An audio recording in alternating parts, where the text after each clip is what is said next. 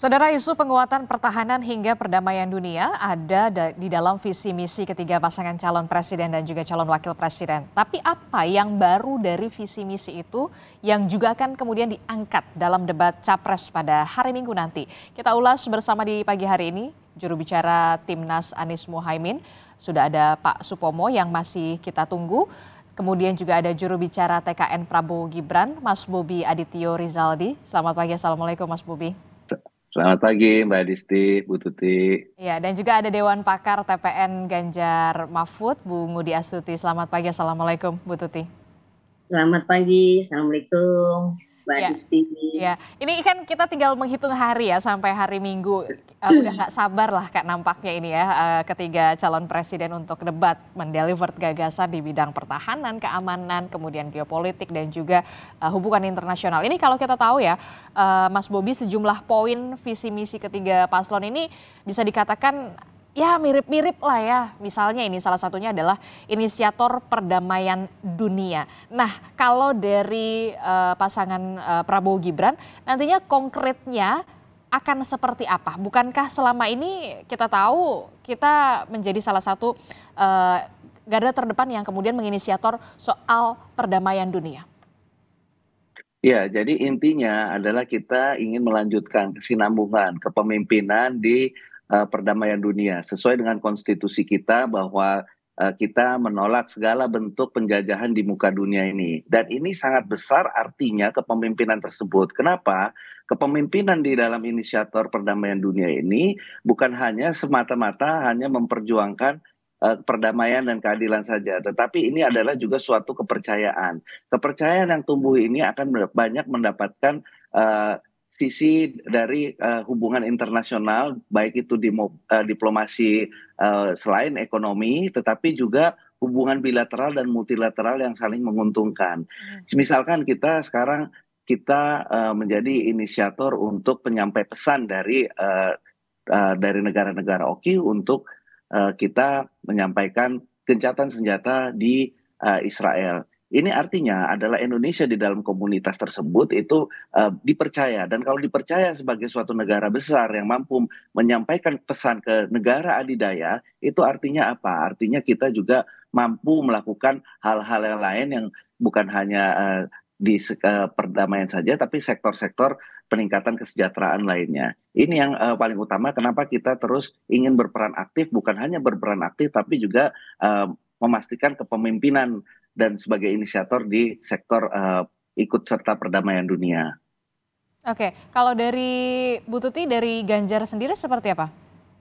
Yang jelas kita yang selama ini adalah tetap membela Palestina, karena negara Palestina tidak ada hukum untuk menyerang negara lain kalau negara itu berdaulat. Jadi apa yang dikatakan oleh Bung Karno pada KAA, Konstitusi Afrika, Dasar Sila Bandung itu bahwa sejak dari tahun 55 bahwa Indonesia tetap membela Palestina sebagai sebuah negara yang harus merdeka dari penjajahan Israel. Artinya mulai dari zaman Soekarno sampai detik ini Indonesia tetap konsisten untuk membela Palestina. Salah satu saya kagum ya sama Pak Ganjar ini. Jadi waktu Piala Dunia itu ketika kontingen Israel mau datang ke Indonesia, maka dia menolaknya sehingga Piala Dunia untuk U17 tidak jadi di Indonesia. Itu adalah bentuk dari komitmen bangsa Indonesia untuk membela negara Palestina. Yang kedua, memberikan bantuan kemanusiaan dan yang ketiga jelas akan ikut juga dalam organisasi konferensi Islam untuk membela Palestina dan juga PBB, supaya PBB berfungsi sebagai perdamaian internasional, menghentikan peperangan yang ada di Palestina dengan Israel dan tidak jatuh korban-korban kemanusiaan yang tidak bersalah di Palestina. Terima kasih. Oke, Bu Tuti, kalau tadi menjelaskan salah satu bentuknya adalah kalau kita mereview kembali pada saat itu memang Pak Ganjar Pranowo adalah salah satu orang yang kemudian menolak pada saat Pildun ini timnas Israel untuk berada di Indonesia begitu ya, untuk datang ke Indonesia. Nah, kalau dari pasangan Prabowo sendiri untuk soal konflik yang kita tahu Palestina sama Israel ini masih bergulir sampai saat ini. Posisi kita nantinya ketika nanti Pak Prabowo benar-benar memimpin Indonesia, seperti apa, Mas Bobi? Sudah pasti kita akan meneruskan kepemimpinan bahwa kita adalah menolak hubungan diplomatik dengan Israel dan tetap memperjuangkan kemerdekaan Palestina di seluruh forum internasional, termasuk juga di PBB, dan juga memastikan saat ini humanitarian aid itu bisa masuk. Dan juga satu bentuk lagi kita ikut serta secara aktif adalah memastikan ada keberadaan eksistensi di sana, seperti adanya rumah sakit yang hancur di Gaza itu harus dikembalikan seperti semula kembali. Jadi ini adalah memastikan bahwa kita juga melaksanakan amanah konstitusi dan juga sikap tegas bahwa kita selalu konsisten untuk mendukung rakyat Palestina mendapatkan kemerdekaannya. Dan ini bukan hanya untuk di Palestina saja. Kita juga dalam kepemimpinan regional juga memastikan menjadi inisiator perdamaian di Myanmar. Dan juga sudah terbukti bahwa kita juga dipercaya dalam mencoba memastikan adanya perdamaian di dunia dalam konflik yang saat ini yang terjadi, yaitu di Ukraina dan Rusia. Jadi ikut serta dalam perdamaian dunia ini bukan hanya sebagai ikut serta, tapi berpartisipasi aktif dan juga mengambil kepemimpinan dalam hal itu. Oke, kalau tadi kita lihat bisa ditampilkan kembali slide grafisnya. Kita lihat bagaimana kemudian ini adalah visi misi dari pasangan 02 Prabowo Gibran. Salah satu yang kemudian menarik adalah soal dukungan kemerdekaan Palestina ya Mas Bobi. Ini ada perjuangkan KBRI di Palestina. Betul. Nantinya akan seperti apa dan apa yang kemudian menjadi alasan harus memperjuangkan KBRI di Palestina? Ya, kita memastikan bahwa adalah bentuk pengakuan, recognition terhadap negara Palestina itu adalah dengan membangun KBRI di sana secara fisik, bukan hanya pengakuan secara istilahnya hanya sebatas di atas kertas. Ini adalah salah satu perwujudan dari sikap politik kita untuk mendukung kemerdekaan Palestina dengan cara adalah salah satunya mengakui keberadaan negara Palestina secara fisik. Oke, secara fisik mengakuinya adalah memperjuangkan. Dan ada perwakilan secara fisik di sana. Oke, dan harus ada perwakilan secara fisik. Itulah merupakan salah satu bentuk dukungan yang kemudian dianggap prioritas dan harus diperjuangkan, begitu ya Mas Bobi. Nah, kalau Bu Tuti sendiri seperti apa soal ini? Yang jelas harus ada perlindungan warga negara kita yang ada di Palestina. Oke. Karena secara diplomasi kita punya hubungan dengan Palestina, bahwa salah satu mufti atau ulama besar di Palestina adalah yang pertama mendukung kemerdekaan Republik Indonesia. Jadi kita punya hutang budi, tanggung jawab moral politik bahwa kita sama negara Palestina harus saling mendukung. Jadi ketika Indonesia melakukan hubungan diplomatik dengan Palestina, tentu kedutaan itu harus diperkuat karena kedutaan di sana fungsinya untuk melindungi warga negara Indonesia yang ada di Palestina setelah melakukan hubungan diplomatik, hubungan bilateral dengan negara Palestina. Oke, ini juga yang kemudian adalah politik bebas aktif mendukung perjuangan rakyat Palestina ya. Oke, kita akan lanjutkan kembali. Nah, kalau dari Bu Tuti sendiri tadi Mas Bobi sudah didengarkan, kita simak. Ini lebih ke prioritasnya berarti perlindungan WNI-nya dulu yang ada di Palestina. Betul ya Bu Tuti ya? Nomor satu itu ya. Yang kedua adalah solidaritas kemanusiaan yang ada di Palestina. Karena memandang bahwa manusia itu derajatnya sama, harus dimanusiakan. Tidak boleh sesama manusia menghabisi manusia yang lain. Itu melanggar hak asasi manusia. Kalau pasangan Prabowo Gibran memperjuangkan KBRI di Palestina, kalau untuk Ganjar sendiri, apakah tidak ada wacana soal ini? Sama, ada bahwa juga keberadaannya juga harus ditegakkan, dilindungi untuk diplomasi yang ada di Palestina. KBRI kalau misalkan Prabowo Gibran ini memperjuangkan adanya KBRI di Palestina, ini adalah salah satu bentuk nyata begitu ya. Kalau untuk Ganjar Mahfud sendiri tetap tidak ada. Sama. Kita tetap memperjuangkan keberadaan KBRI di Palestina. Oke, baik. Nah, kalau kita lihat ini kan kemudian Bu Tuti, seberapa penting isu Palestina ini masuk ke dalam visi misi dari pasangan Ganjar Mahfud ini? sangat penting karena Indonesia adalah negara yang merdeka dan juga harus seperti dalam pembukaan Undang-Undang 45 bahwa kemerdekaan adalah hak bangsa, maka seluruh penjajahan di atas dunia harus dihapuskan karena tidak sesuai dengan peri kemanusiaan dan peri keadilan. Karena negara Palestina adalah negara bagian dari masyarakat dunia, Indonesia dengan menghadapan politik luar negeri yang bebas aktif, bebas, artinya tidak memilih blok barat dan blok timur, aktif ikut serta dalam perdamaian dunia, wajib hukumnya untuk membela kemerdekaan Palestina. Ini karena apa? Mayoritas bangsa Indonesia adalah Muslim, tentu kita simpatik ya dengan rakyat yang ada di Palestina yang dihabisi oleh bangsa-bangsa Israel. Oke, ini kita masih membahas soal bagaimana isu pertahanan, kemudian keamanan, hubungan internasional, salah satunya adalah memperjuangkan kemerdekaan Palestina yang kita tahu sampai saat ini konflik di Gaza masih terus bergulir. Kita masih menunggu pastinya Bu Tuti dan juga Mas Bobi untuk tim ses dari Timnas Anies Mohaimin, Pak Supomo yang sampai saat ini masih terus berupaya kita hubungi begitu ya. Nah, ini juga yang perlu disoroti adalah yang belum juga selesai sampai saat ini adalah soal perlindungan. Ini perlindungan kepada pekerja migran yang pastinya jangan dilupakan begitu ya. Nah, langkah apa yang kemudian belum dilakukan pekerja kita sampai kemudian masih mendapatkan kekerasan? Seperti apa nanti langkah konkretnya untuk pasangan Prabowo Gibran sendiri seperti apa? Jadi pastinya sekarang kita adalah memperkuat instrumen negara yaitu PPWNI. PPWNI saat ini masih bentuknya itu adalah direktorat di bawah Direktorat Jenderal Protokol.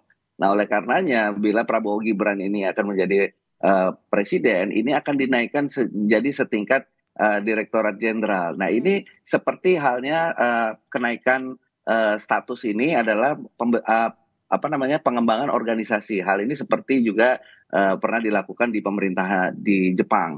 Nah, oleh karenanya dengan adanya penguatan secara internal, organisasi PPWNI ini akan menjadi lebih kuat dalam melakukan tugas-tugasnya dalam perlindungan pekerja migran kita. Dan ini juga selaras dengan penguatan organisasi di tempat lain yaitu seperti BNP 2 TKI. Yang paling utama adalah kita memastikan yang perlu adanya lintas sektoral yang saat ini sedang marak adalah untuk menangkal adanya TPPO atau human trafficking. Ini levelnya lebih tinggi dari pekerja migran. Oleh karenanya paling utama sebagai sebuah negara adalah memastikan adanya penguatan instrumen negara yang melakukan perlindungan warga negara kita. Kalau sebelumnya memang sudah ada ini, tetapi dengan adanya pengembangan organisasi ini akan memperkuat keberadaan negara dalam melakukan tugas dan fungsi perlindungan warga negara di luar negeri. Oke, terobosan baru apa yang nantinya akan dilakukan oleh Prabowo Gibran? Karena kan kalau kita lihat pekerja migran yang kemudian mendapatkan kekerasan, kasusnya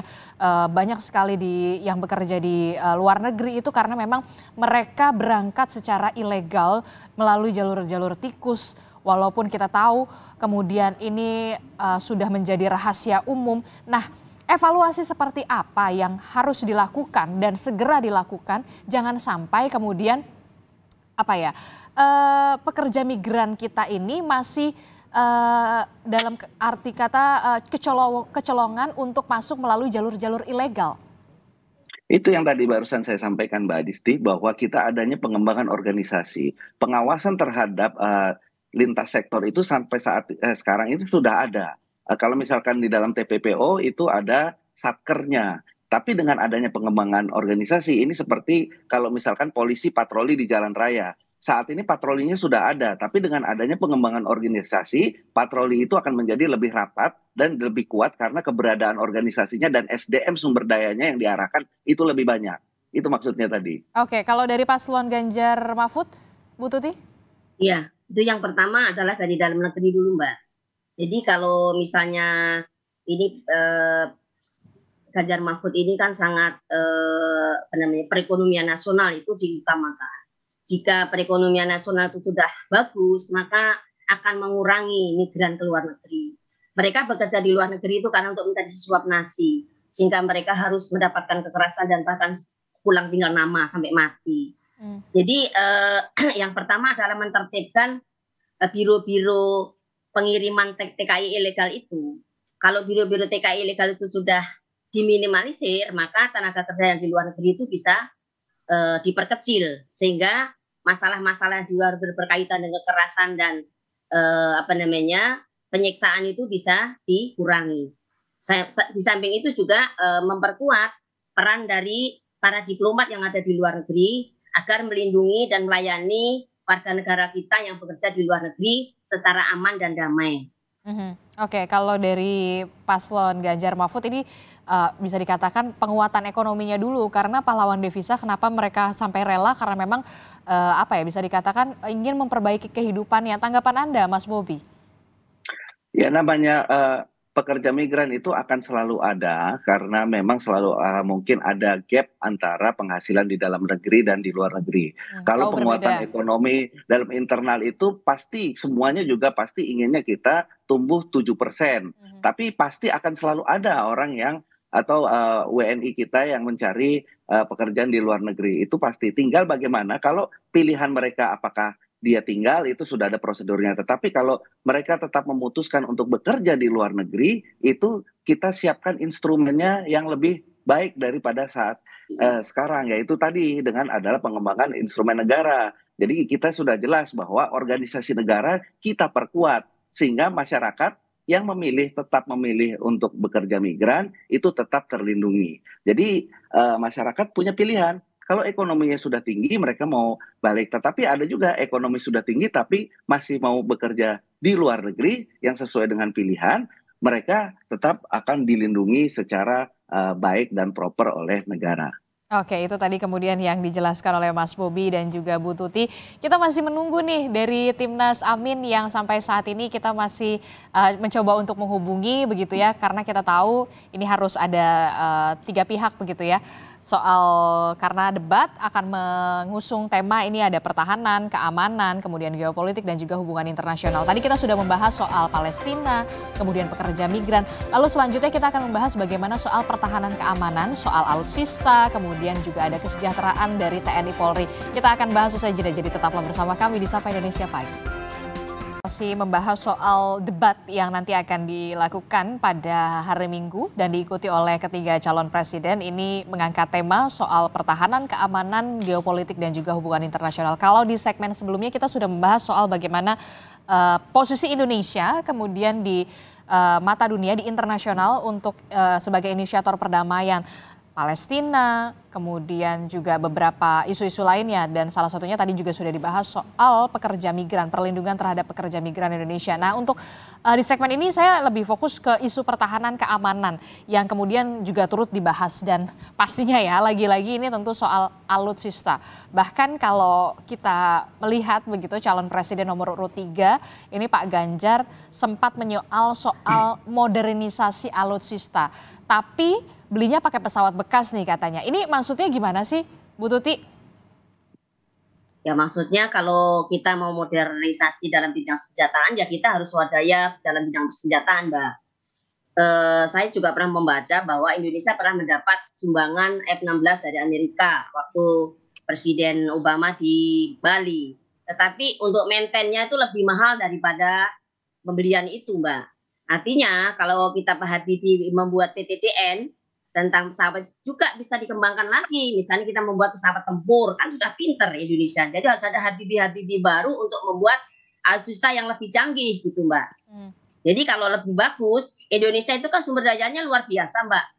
Tanah kita itu menurut para pujangga itu bagaikan sepungkah tanah surga yang dilempar ke bumi. Artinya sangat luar biasa, sumber daya kita bagus, orang-orang kita juga bagus, ada sarjana nuklir. Kita juga bisa membuat kemandirian alutsista sendiri, Mbak, tidak membeli barang-barang bekas gitu. Oke, jadi lebih kemandirian di dalam negerinya sendiri. Mungkin kalau misalkan kalau saya beranggapan kenapa beli bekas karena lebih murah begitu? Tapi beli bekas itu namanya barang bekas, Mbak. Barang bekas tetap tidak bagus, lebih bagus adalah barang baru, Mbak. Oke, Mas Bobi, tanggapan Anda soal ini? Ya, jadi kita ini kan punya Undang-Undang Industri Pertahanan 2012. Di situ disebutkan bagaimana tata cara pembelian. Kalau dalam persenjataan itu kan ada 2 hal.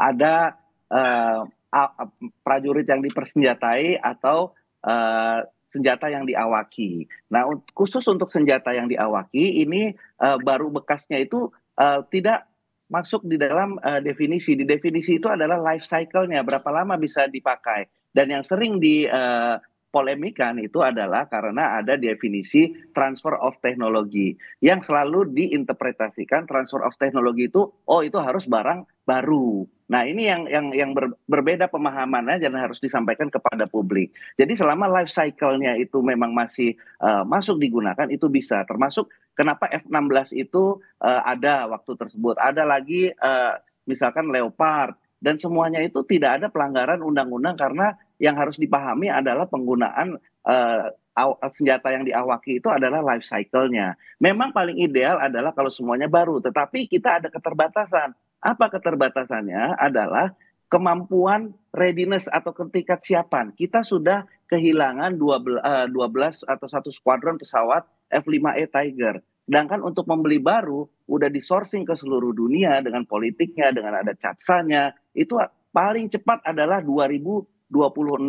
Sedangkan dinamika kita, dinamika regional, termasuk juga adalah penguatan dari AUKUS, termasuk juga adanya dinamika di Laut Cina Selatan, kita sudah hampir 10 tahun kita kehilangan formasi pesawat, sehingga yang dimungkinkan adalah pesawat dengan life cycle yang masih cukup untuk melakukan tingkat kesiapan pengamanan di udara. Oke, Jadi tapi itu dulu. bukankah Jadi perawatannya jauh lebih besar juga kalau misalkan belinya yang bekas, Mas Bobi? itu kata siapa? Jadi maksudnya kita serahkanlah pada ahlinya. Yang ahlinya itu ya tentu militer itu sendiri. Jadi kita harus memastikan bahwa life cycle tersebut, pembelian tersebut itu sudah mendapatkan pengawasan dari pembelian dari instrumen negara, baik itu dari internal, baik itu dari BPK, BPKP, lantas ada dari bea cukai, ada dari pajak, dan juga kalau dalam khusus untuk pembelian alutsista itu ada KKIP, yang KKIP itu elemennya adalah juga masyarakat di situ. Jadi kita harus memastikan pembeliannya transparan, tidak ada pelanggaran undang-undang, dan juga life cycle-nya itu bisa dipertanggungjawabkan. Oke, kalau kita lihat ya dalam visi misi Prabowo Gibran bisa ditampilkan ini anggaran pertahanan ini memang harus besar. Tahun ini saja bisa mencapai 140 triliun rupiah, Mas Bobi. Memang apa saja yang Betul. kemudian masih kurang? Kalau Jadi dirasa? begini, kalau kita lihat di regional adalah yang rasio yang paling aman itu adalah 1% dari PDB. Dan kenapa kita sangat yakin kita bisa mampu memenuhi sampai 1% PDB di masa-masa depan. Dengan kita balik geser ke sampingnya, dengan adanya penguatan dan pengedepankan hilirisasi yang dari satu sektor saja, ada pertumbuhan kenaikan pendapatan negara itu sampai 10 kali lipat. Itu baru dari satu sektor, misalkan dari nikel. Dan dengan kalau misalkan ini diikuti oleh sektor-sektor lainnya, pertumbuhan di atas 7% itu adalah suatu hal yang niscaya. Nah, oleh karenanya dengan adanya pertumbuhan ekonomi tersebut, ini sangat mungkin kita mampu meraih 1% dari PDB. Kenapa 1% dari PDB? Karena kita memiliki rasio prajurit yang masih kurang dalam melindungi masyarakat berdasarkan rasio WNI kita, masyarakat kita. Lantas dari rasio luas wilayah dengan adanya cuma 400.000 anggota TNI untuk wilayah kita yang sangat besar, satu prajurit itu harus melindungi 700 km, itu kan tidak mungkin. Nah, untuk memastikan hal tersebut bisa terlindungi dengan baik, kita adalah meningkatkan mobility. Mobility itu dengan apa? Dengan ada kemampuan taktis mobilitas seperti pesawat. Dan ini sudah tidak bisa ditawar lagi. Memang idealnya kita pesawat baru. Pesawat baru itu tadi kita ada waktu jedanya. Sama kalau kita bilang obat yang paling baik untuk orang lapar itu adalah dengan makan. Tapi makan bagaimana caranya? Dalam waktu yang sangat singkat harus dipastikan itu ada. Nah, inilah yang terbaik sehingga dalam pengembangan organisasi militer kita sudah memperkuat dengan Kogab Wilhan 1-3 ini memastikan mobilitas untuk melindungi dengan segala kekurangan yang ada pada saat ini. Oke, Mas Bobi, Bu Tuti, kita sudah bergabung bersama dengan kita, sudah ada juru bicara Timnas Anies Muhaimin, Timnas Amin, sudah ada Pak Sukamta. Selamat pagi, Assalamualaikum Pak Sukamta. Melalui sambungan Zoom. Oke, nampaknya masih perlu diperbaiki kembali saluran komunikasinya bersama dengan juru bicara Timnas Amin, yakni ada Pak Sukamta. Kita lanjutkan kembali, Bu Tuti. Anda melihatnya apakah anggaran 140 triliun rupiah ini apakah sudah cocok atau sudah sesuai? Ya, bisa juga. Saya melihat, saya pernah membaca, Mbak, anggaran pertahanan yang di Amerika itu 350 miliar US dollar per tahun untuk pertahanan. Sementara di Eropa, Uni Eropa itu 170 miliar US dollar per tahun. Jadi kalau terjadi perang dunia itu yang menang adalah Amerika, karena Amerika itu menomorsatukan anggaran negara dalam bidang alutsistanya. Kalau kembali ke Indonesia, anggaran militer itu juga harus besar karena untuk pertahanan keamanan negara. Tentu dengan alutsista yang bagus. Saya juga menyayangkan ya bahwa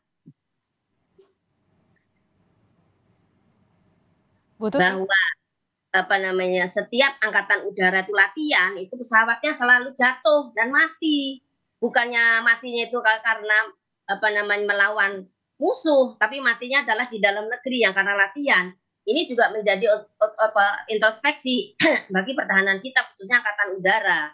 Jadi untuk dalam hal ini alutsista dalam negeri juga harus diperbarui dengan berbagai macam instrumen tentunya. Pertama dari sumber daya manusianya, yang kedua dari alutsistanya, yang ketiga adalah teknologinya, yang keempat adalah dari persenjataannya. Ini menjadi hal yang penting karena di masa depan pertahanan keamanan itu juga berbanding lurus dengan pertumbuhan ekonomi. Tidak akan pernah terjadi pertumbuhan ekonomi jika negara itu tidak aman.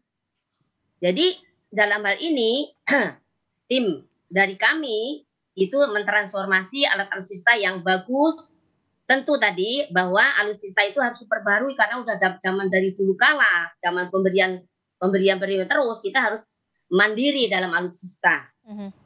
Gitu Mbak. Oke, nah ini juga menjadi perhatian adalah tidak hanya soal alutsista ya, Mas Bobi, kemudian Bu Tuti, nanti kita akan sapa lagi, kemudian Pak Sukamta, juru bicara Timnas Anies Muhaimin. Nah, Pak Kamta, selamat pagi, Assalamualaikum Pak Kamta, Sukamta. Pak Sukamta? Pak Sukamta masih di mute untuk audionya. Pak Sukamta, Assalamualaikum. Pak Sukamta.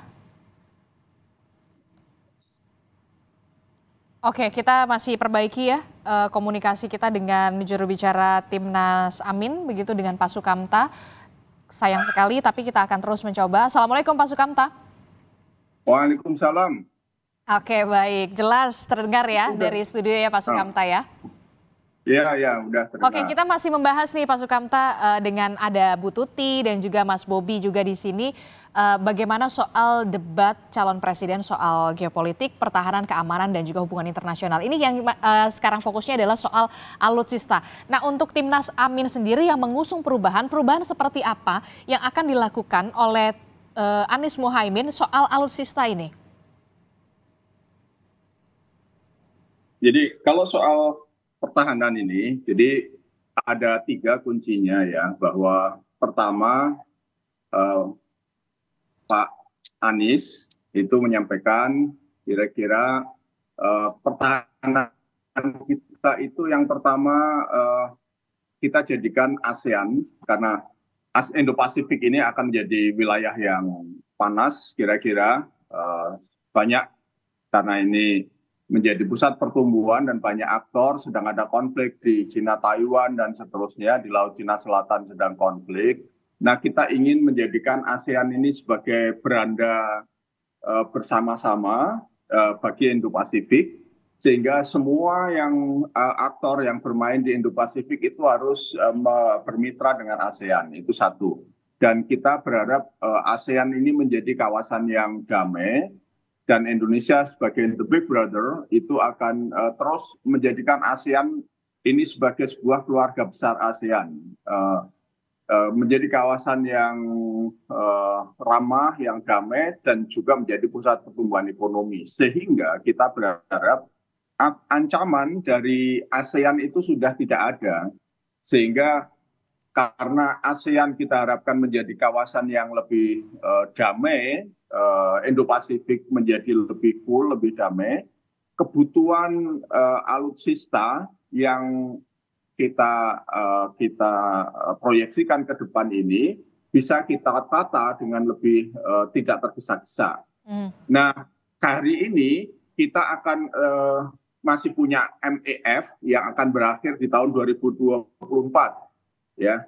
Nah, Pak Anies itu membuat konsep berikutnya, kita tidak lagi MEF, tetapi kita pakai NEF, New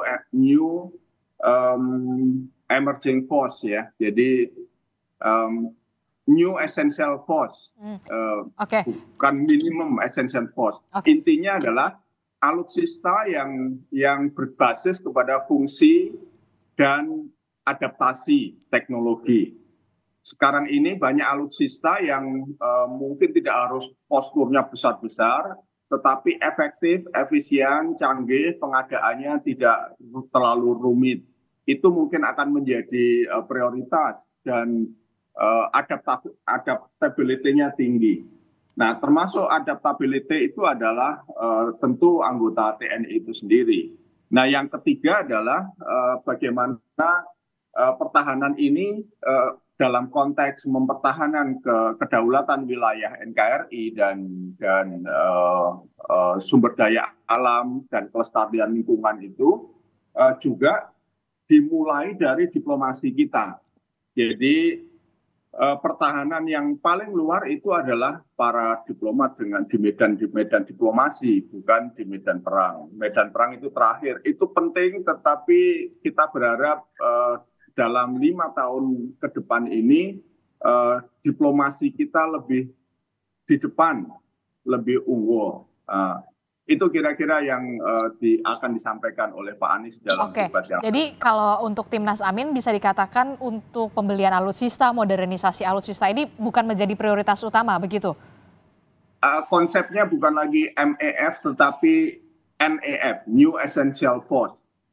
Ya. Dengan anggaran kalau tahun ini saja anggarannya ada 140 triliun rupiah. Nah, kalau kemudian Anies Muhaimin terpilih nanti di 2024, apakah akan sebegitu besar anggarannya atau lebih setengahnya, kurang dari setengahnya? Jadi 140 triliun itu adalah anggaran tahun ini untuk Kemhan TNI, Mbak. Saya kira Mas Bobi itu tahu persis, ya, beliau masih di Banggar. Itu anggaran Kemhan TNI untuk seluruh kegiatan TNI. Padahal memang idealnya 1% dari PDB itu kira-kira ada 230 triliun, ya. Tetapi memang ke depan kalau Pak Anies jadi presiden dipilih oleh rakyat, insya Allah akan dilakukan penataan APBN dengan lebih baik lagi. Nah, bahwa nanti kebutuhan untuk Kemhan TNI dan belanja alutsista itu akan ditata sesuai kebutuhan. Persoalan utama belanja TNI itu hari ini bukan soal besarannya saja, tetapi seringkali adalah sistem dan metodologi pengadaannya. Seringkali barang yang dibeli tidak diperlukan, barang yang diperlukan tidak dibeli. Jadi kayak tank Leopard itu belanjanya sangat mahal, tidak efisien, dan tidak bisa digunakan. Sekarang menjadi barang rongsokan, barang mangkrak. Nah, kita tidak ingin hal yang seperti itu terulang kembali, bukan belanja hanya untuk belanja. Nah, itu sudah selesai masalah yang seperti itu. Tanggapan apa, tanggapan Anda, Mas Bobi, soal ini? Ya, kalau misalkan pembelian itu pasti masing-masing memiliki prioritas-prioritas, sehingga kita ingin memastikan bahwa sistem pertahanan itu memang berbeda dengan MEF yang dimulai 2009 sampai 2024 itu, yaitu berdasarkan ancaman, berbasis ancaman atau threat. Nah, sedangkan yang Prabowo Gibran akan lakukan di masa depan adalah memastikan berdasarkan capacity threat. Apa contohnya capacity threat? Adalah misalkan perang yang bukan konvensional, seperti misalkan perang cyber. Ini yang kita ingin memastikan bahwa kemampuan alutsista kita mampu untuk adaptif dengan zamannya, bukan hanya berdasarkan perang konvensional saja. Kita sudah melihat baru-baru ini di Ukraina, di Rusia, di mana barang-barang besar itu bisa dirontokkan dengan barang-barang yang kecil. Itu adalah berdasarkan capacity threat. Ini yang akan dibangun di dalam pembangunan militer berikutnya. Oke, Bu Tuti, tanggapan Anda soal ini. Kalau Timnas Amin mengatakan tidak ada ancaman yang kemudian begitu harus dikhawatirkan. Jadi kemudian pembelian alutsista itu memang harus diperbaiki lagi begitu. Kalau Bu Tuti sendiri sepakat dengan ini? Enggak, saya tidak sepakat, Mbak, bahwa ancaman di masa depan itu adalah sangat luas karena Indonesia ini sudah, contohnya di Papua itu banyak gerakan-gerakan Greenpeace yang akan memisahkan Indonesia dari Papua, karena itu ancaman kedaulatan NKRI. Itu sudah menjadi rahasia umum gitu. Dan negara Indonesia itu negara yang sangat kaya raya gitu. Jadi pertahanan keamanan nomor 1. Untuk itu maka kali kami tim Ganjar Mahfud, tim Ganjar Mahfud, satu bahwa kita harus pertahanan yang melibatkan seluruh rakyat semesta, itu yang masih kita pegang, yaitu sis hankam rata, pertahanan keamanan rakyat semesta yang melibatkan seluruh rakyat semesta untuk melindungi tanah airnya dimanapun dia berada, Yang kedua adalah tentang modernisasi alutsistanya, Mbak, itu penting. Karena masa depan itu adalah kita berhadapan dengan bangsa-bangsa yang maju. Yang tadi bahwa anggaran militernya 350 miliar US dollar per tahun, Mbak. Dan sekarang ancaman-ancaman perang itu di mana-mana, ya kan? Sekarang ada di Korea Selatan, Korea Utara, ya kan? Kemudian di Laut Cina Selatan. Kemudian di Israel dan Palestina. Indonesia itu negara yang amat sangat rentan terhadap penjajahan asing. Penjajahan asing itu ada 2, penjajahan ideologi dan penjajahan secara militer gitu. Jadi bangsa Indonesia harus kuat keamanannya, kuat pertahanannya dari sisi mentalnya, dari sisi persenjataannya. Oke, ini juga yang kemudian tadi sudah disinggung sama Mas Bobi adalah soal perang siber. Mas Bobi, kita ketahui ada beberapa permasalahan ya soal keamanan siber kita. Pada saat kemudian kita lihat data bocor KPU, kemudian pada saat itu website dari DPR juga sempat dihack begitu kalau Anda ingat. Nah, untuk pasangan Prabowo Gibran, Mas Bobi, keamanan siber seperti apa yang kemudian nanti akan ditebalkan? Seperti apa? Apalagi ini juga soal menyangkut anggaran juga ya, soal keamanan siber ini. Ya, paling utama adalah memastikan bahwa undang-undang keamanan cyber itu akan ada di dalam masa pemerintahan Bapak Prabowo dan Gibran. Kenapa? Karena adanya undang-undang keamanan cyber ini memastikan instrumen negara yang mana yang bertanggung jawab atas adanya peretasan-peretasan atau keamanan cyber di lembaga negara. Ini yang sampai saat ini, karena saat ini adalah kelembagaan tersebut bentuknya masih di level perpres saja. Ini yang akan ditingkatkan menjadi level undang-undang. Karena sifatnya koordinatif, ini adalah memastikan bahwa lembaga yang ditugaskan untuk melindungi keamanan cyber itu akan menjadi koordinator keamanan cyber di lintas sektor. Dan khususnya adalah di lembaga dan instansi negara. Ini yang memastikan secara kelembagaan negara ini instrumen ini berfungsi dengan baik. Kalau soal teknisnya, apakah itu peralatannya sampai level berapa, itu kan adalah di tingkatan pelaksanaan. Secara teknis ya, Bu Tuti, seperti apa kalau untuk penebalan untuk keamanan siber? Karena kan kita tahu kemarin sempat ada permasalahan data bocor di KPU, kemudian juga ada di-hack juga website DPR kalau tidak salah begitu. Nah, kalau dari pasangan Ganjar Mahfud sendiri seperti apa untuk keamanan siber ini? Kenapa kemudian menjadi fokus juga dari Ganjar Mahfud? Ya saya setuju juga bahwa kita harus ada undang-undang keamanan cyber itu menjadi prioritas utama. Kenapa? KPU harus netral karena kan dia panitia. Panitia itu harus netral kepada seluruh kontestasi. Panitia harus netral sehingga hasil dari kontestasi itu adalah kredibel, legitimate gitu.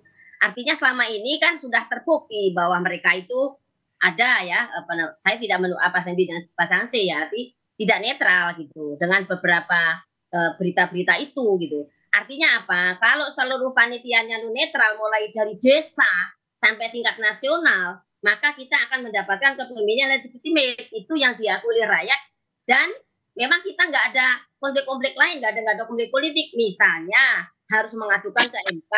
Karena apa? Karena panitianya netral. Panitianya tidak memihak kepada pasangan calon 1, calon 2, dan calon 3. Siapapun boleh beradu gagasan gitu. Siapapun harus mempunyai kepemimpinan yang kompetensi sehingga tidak terjadi desintegrasi. Jadi menurut kami dari tim Ganjar Mahfud, Indonesia untuk menuju emas adalah pemimpin yang bagus, yang lembut, yang menegakkan hukum, yaitu Ganjar Mahfud adalah jawaban solusi pemilu 2024. Terima kasih. Oke, Pak Sukamta, untuk soal keamanan siber ini seperti apa kalau Anda melihatnya dari Timnas Amin yang perlu dirubah atau karena Anda juga kemudian Timnas Amin ini mengusung soal perubahan. Keamanan siber seperti apa yang nantinya akan dirubah? Oke, sebelum ke situ saya ingin luruskan sedikit Mbak Adisti. Jadi Amin ini bukan berarti tidak mau belanja alutsista. Yang saya ingin katakan adalah dengan model pendekatan baru, pendekatan geopolitik dan juga pertahanan yang baru ini, itu tidak perlu mendesak sekali belanja alutsista sampai beli barang bekas. Jadi itu yang ingin saya katakan.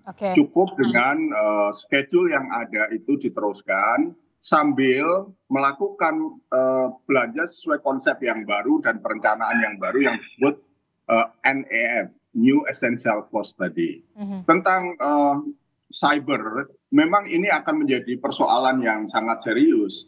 Sejak awal kita punya pandangan cyber ini harus menjadi sebuah kekuatan baru dan perlu menjadi perhatian.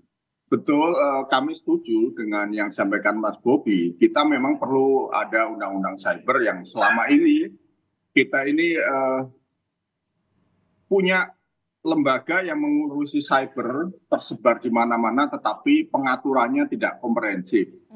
Nah, sampai termasuk urusan pertahanan yang melibatkan cyber, itu sampai hari ini tidak jelas siapa yang harus melakukan apa. Itu memang harus menjadi prioritas untuk penataan, dan Amin sudah masuk menjadi visi misi Amin untuk menata urusan cyber ini.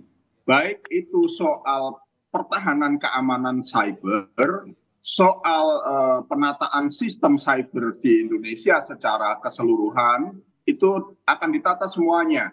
Nah, selama ini ada BSSN, ada BIN, ada Polri juga punya cyber. Sementara kejahatan-kejahatan cyber itu volumenya dan intensitasnya makin besar, kemungkinan unit-unit cyber ini akan perlu dinaikkan statusnya. Nah, tapi yang paling pokok adalah seluruh pengaturan ini harus dengan menggunakan undang-undang yang komprehensif. Dengan pengaturan yang setingkat undang-undang, paling tidak cukup dengan Kepres atau Perpres. Oke, Pak Sukamta, terakhir ini soal kesejahteraan prajurit TNI dan juga Polri. Kalau tidak salah ini saya membaca pemerintah awal tahun ini memastikan gaji pegawai negeri sipil TNI dan juga Polri serta pensiunan naik. Anda setuju? Oh ya, itu bagian dari komitmen. Jadi memang salah satu komitmen kita adalah kenaikan gaji TNI Polri dan ASN. Tetapi itu semua tidak berdiri sendiri. Itu bagian dari kenaikan kemakmuran bersama. Karena cita-cita Amin adalah tahun 2045 itu bukan lagi semata-mata Indonesia menjadi negara nomor 4 pendapatannya. Tetapi tahun 2045 itu adalah negara, visi Amin Indonesia menjadi negara dengan kemakmuran bersama yang merata, dengan tingkat yang lebih tinggi. Otomatis TNI, Polri, ASN itu juga akan ikut makmur bersama dengan seluruh rakyat Indonesia yang lain. Gitu. Itu yang menjadi visi kami. Mas Bobi, singkat saja soal kesejahteraan TNI Polri. Ya, sebagai kepala pemerintahan, Prabowo Gibran akan memastikan adanya lembaga instrumen yang akan mendukung kesejahteraan TNI untuk bisa mengakses masa pensiunnya, untuk bisa mengakses pendidikan, untuk bisa mengakses kesehatannya. Oleh karenanya, solusinya bukan hanya semata kenaikan anggaran saja, tetapi memastikan adanya lembaga-lembaga yang mendukung, seperti adanya Universitas Pertahanan yang mendukung pembentukan dokter-dokter baru yang nantinya masuk di dalam rumah sakit militer yang bisa melayani para prajurit beserta keluarganya. Lantas juga prodi-prodi lain seperti pembentukan SMA unggulan di berbagai daerah agar prajurit bisa juga mengakses pada pendidikan yang layak dan juga masyarakat juga bisa ikut menikmatinya. Jadi sebagai kepala pemerintahan adalah memastikan kesejahteraan tersebut itu bisa didukung bukan hanya semata menunggu adanya pertumbuhan ekonomi, tetapi memastikan adanya lembaga atau instrumen negara yang mendukung terhadap roadmap untuk memastikan kesejahteraan dan profesionalitas prajurit TNI. Oke, Bu Tuti, soal kesejahteraan TNI Polri. Ya, setuju Mbak. Setuju, TNI Polri harus sejahtera. Jadi dari Ganjar Mahfud itu dia punya program satu keluarga satu sarjana dari TNI atau Polri. Kemudian nanti saya bacakan ini Mbak, untuk visi dari pertahanan Ganjar Mahfud, kedaulatan NKRI dengan sistem 5.0, modernisasi pertahanan sakti, prajurit sejahtera, industri pertahanan keamanan kelas dunia, benteng pertahanan Nusantara, dan perisai cyber Nusantara. Oke, jadi tiga paslon ini sepakat untuk kemudian memberikan kesejahteraan yang lebih terhadap TNI Polri karena memang ini merupakan garda terdepan untuk pengamanan di daerah perbatasan pastinya dan juga untuk mengamankan seluruh wilayah Indonesia. Terima kasih Bu Tuti sudah bergabung, kemudian ada Mas Bobi juga sudah menyampaikan visi dan juga misinya dan juga ada dari juru bicara Timnas Amin, Pak Sukamta juga telah bergabung. Terima kasih Bapak-Bapak dan juga Bu Tuti telah bersama kami. Kita akan tunggu bagaimana penampilan debat calon presiden di 7 Januari 2024 ini di hari Minggu dengan mengusung tema kemudian pertahanan, keamanan, geopolitik dan juga hubungan internasional. Tentu kita akan betul-betul melihat bagaimana ketiga calon presiden ini bisa mendeliver gagasan yang mengena di hati rakyat. Terima kasih Bu Tuti, Mas Bobi dan juga Pak Sukamta. Assalamualaikum. Selamat pagi. Pak Bu Tuti, Mbak Adi.